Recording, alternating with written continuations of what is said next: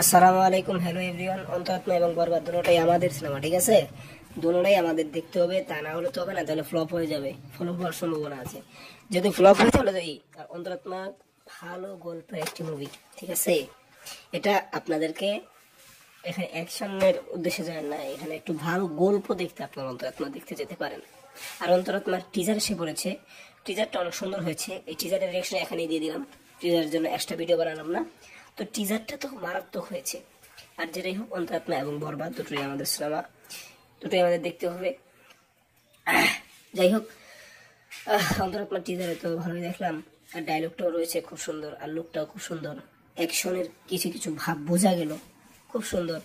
আবার এই যে আগামী 28 তারিখে আসতেছে এই সাদ মামা সাকিবের জন্মদিনে, টেইলার বোধহয় চাঁদ রাতের দিন আসবে, চাঁদ রাতের দিন, অথবা নাও আসতে পারে, কোনো শিওর নেই। তো আজকের এই ভিডিওটা এখন তো আর সাবস্ক্রাইবটা করে দিন, হ্যাঁ সাবস্ক্রাইবটা করে দিন, কিপটে করেন না।